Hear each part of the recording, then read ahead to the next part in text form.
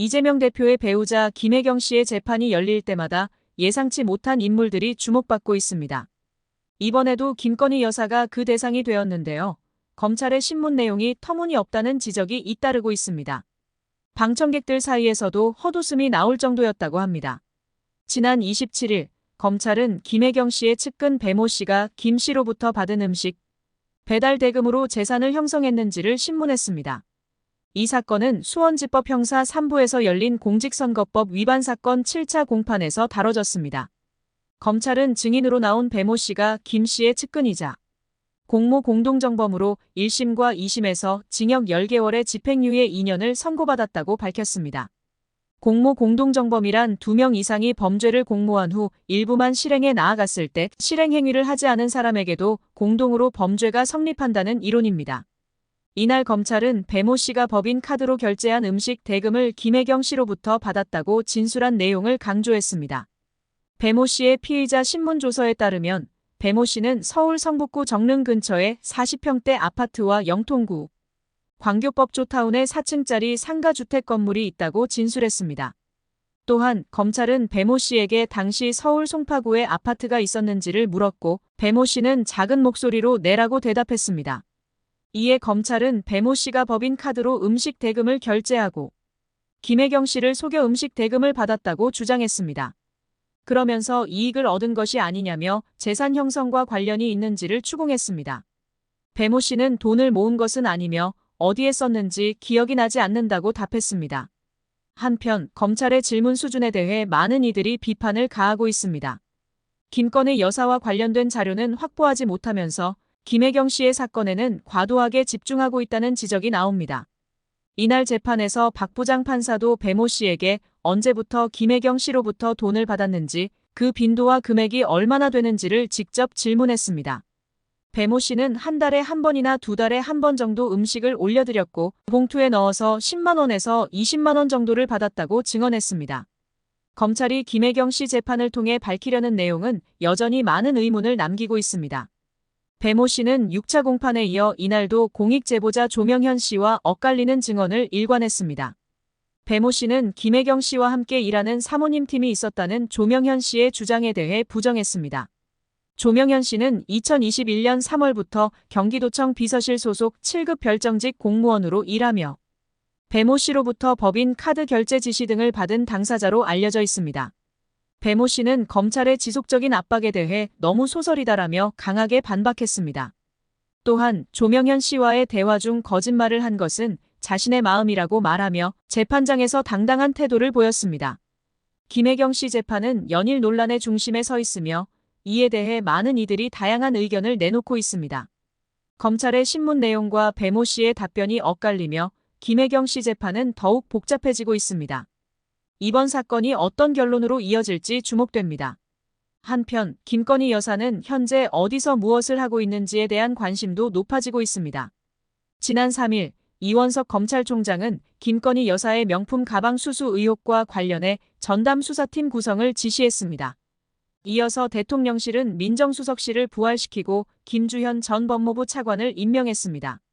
법무부는 김건희 여사의 명품 가방 수수 의혹과 도이치모터스 주가 조작 의혹을 수사 중인 서울중앙지검의 검사들을 전원 교체했습니다. 이러한 움직임은 김건희 여사가 등장하기 전 일련의 조치로 해석되고 있습니다. 실제로 김건희 여사는 16일 대통령실에서 한-캄보디아 정상 부부 오찬에 참석한 사진을 공개했습니다. 이는 명품 가방 수수 논란이 불거진 지 153일 만에 공식 석상입니다. 또한 김건희 여사는 불교계 행사에 윤석열 대통령과 함께 참석하며 다시 모습을 드러냈습니다. 많은 이들은 김건희 여사 관련 수사 지휘부가 교체된 후 그녀가 다시 등장했다고 보고 있습니다. 검찰의 인사가 마치 군사작전처럼 신속하게 이루어졌다는 비판도 있습니다. 김건희 여사 명품 가방 수사 착수 후 10일 만에 민정수석실이 부활하고 서울중앙지검 지휘부가 교체되는 등 일련의 사건들이 연속적으로 벌어졌습니다. 이와 같은 검찰의 움직임에 대해 많은 이들이 의구심을 품고 있습니다. 특히 윤석열 정부의 국정 최우선 과제가 김건희 여사를 보호하는 것이 아니냐는 비판이 제기되고 있습니다. 한편 정치는 특검 전국으로 빨려 들어가고 있으며 윤석열 대통령에게 특검 처리는 시급한 과제로 떠오르고 있습니다. 한동훈 전 비대위원장의 출마 가능성이 점점 높아지면서 정치권의 긴장감도 고조되고 있습니다. 윤석열 대통령과 한동훈 장관 간의 관계는 매우 복잡합니다. 한동훈 장관이 당대표가 될 경우 레임덕이 가속화될 것이라는 전망이 나옵니다. 이원석 검찰총장이 지난해 양평 공흥지구 개발 의혹 사건을 통해 대통령의 측근을 검찰에 송치했으며 올 초 김건희 여사에 대한 소환 조사 필요성을 대통령실에 전달했습니다. 이에 대해 대통령실은 명품 가방 수사에 즉각 대응했으며 검찰 인사 이동도 신속하게 이루어졌습니다. 이러한 상황에서 국가기관이 김건희 여사로 인해 주요 수사를 하지 못하고 있다는 비판도 나오고 있습니다. 집권 여당은 국정을 논하기도 바쁜 와중에 김건희 여사 관련 문제로 꼴머리를 앓고 있습니다. 경제와 민생이 어려운 지금 여사 문제로 정치권이 혼란스러워지는 것은 국민들에게 큰 실망을 주고 있습니다. 윤석열 대통령은 대선에서 제2부속실 폐지를 공약했지만 민정수석실을 부활시키는 등 공약과 다른 행보를 보이고 있습니다. 이는 많은 이들이 김건희 여사를 보호하기 위한 조치로 해석하고 있습니다.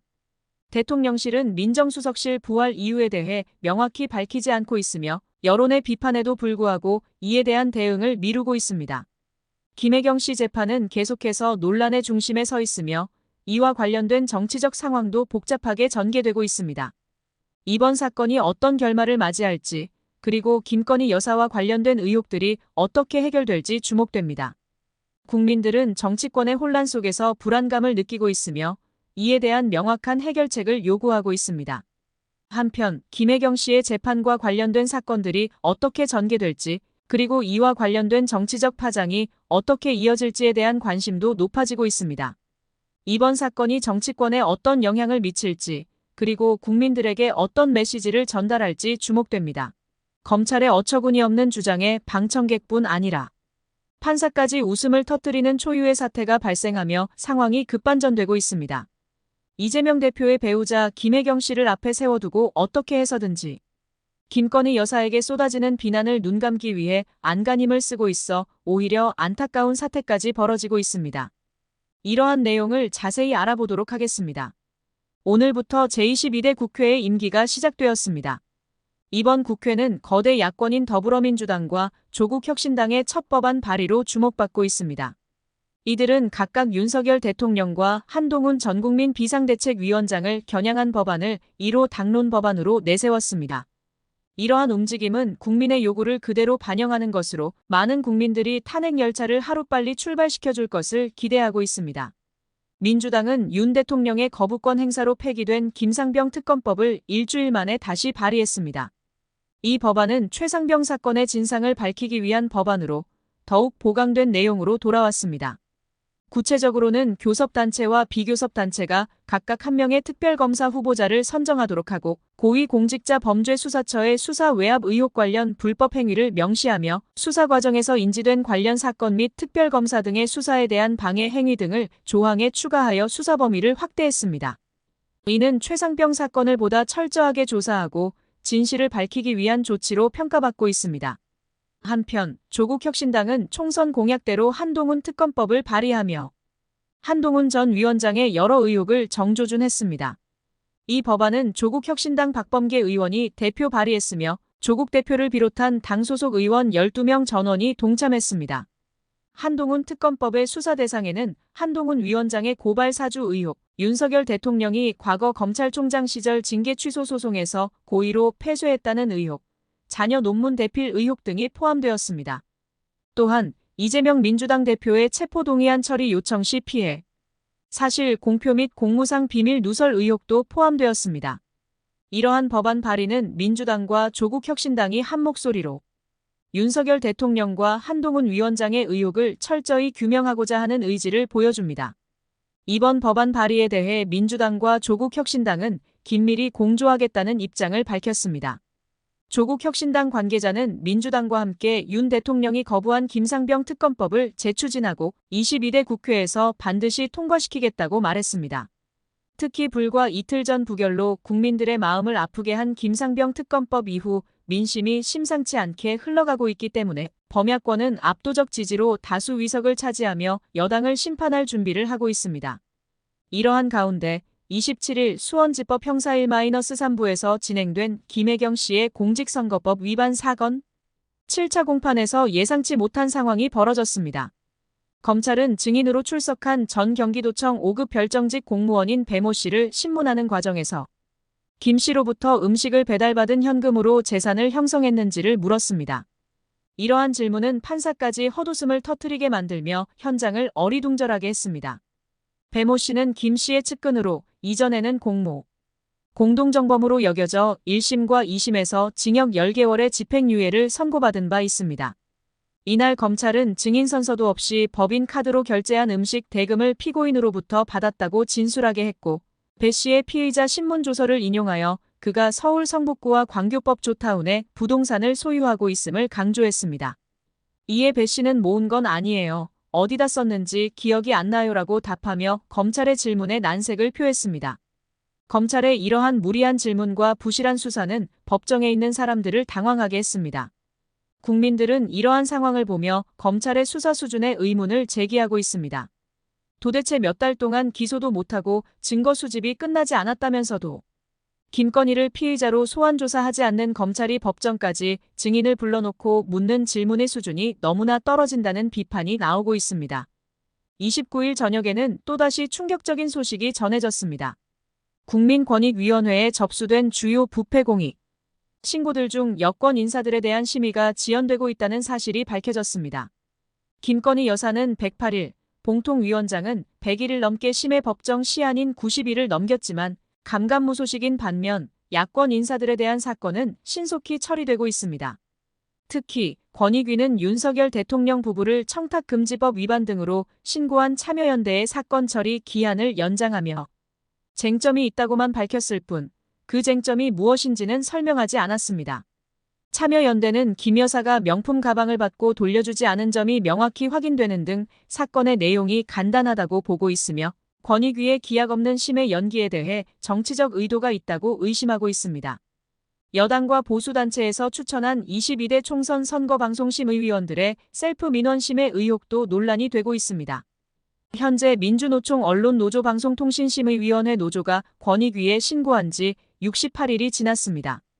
공정언론국민현대가 추천한 권재홍 선방위원과 국민의힘이 추천한 최초로 선방위원은 각각 공원 이사장과 전 대표입니다.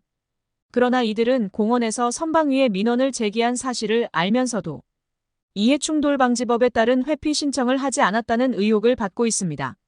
공원과 여당은 선거 기간 중 정부 여당에 대한 비판적인 보도를 대상으로 다수의 민원을 제기했고 선방은 이를 심의해 역대 최다인 30건의 법정 제재를 의결했습니다. 이로 인해 권익위의 심의 연기와 관련된 정치적 의도가 있는지에 대한 의심이 제기되고 있습니다.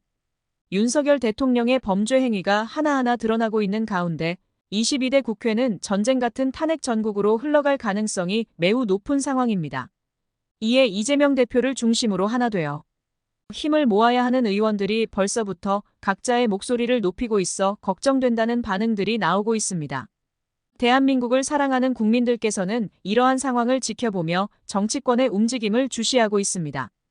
윤석열 대통령의 범죄 행위가 하나하나 드러나고 있어 22대 국회는 전쟁 같은 탄핵 전국으로 흘러갈 가능성이 매우 높은 상황입니다. 이재명 대표를 중심으로 하나 되어 힘을 모아야 하는 의원들이 벌써부터 각자의 목소리를 높이고 있는 상황에서 국민들은 정치권의 혼란 속에서도 올바른 판단을 기대하고 있습니다. 정부 여당의 불투명한 대응과 검찰의 무리한 수사에 대한 비판이 커져가고 있는 가운데 국민들은 정의와 공정을 외치며 올바른 지도력을 원하고 있습니다. 또한 여당과 보수단체가 추천한 선거방송심의위원들의 민원심의 의혹이 점차 확산되며 권익위의 정치적 의도가 다시금 도마 위에 오르고 있습니다. 이들은 공정한 심의를 위해 회피 신청을 해야 했음에도 불구하고 이를 무시한 채 셀프 민원을 심의했다는 비판을 받고 있습니다. 이러한 상황에서 국민들은 공정하고 투명한 심의 절차를 요구하고 있으며 권익위의 행보에 주목하고 있습니다. 더불어민주당과 조국혁신당은 각각의 1호 당론, 법안들을 통해 윤석열 대통령과 한동훈 위원장의 의혹을 철저히 규명하고자 하는 의지를 분명히 하고 있습니다.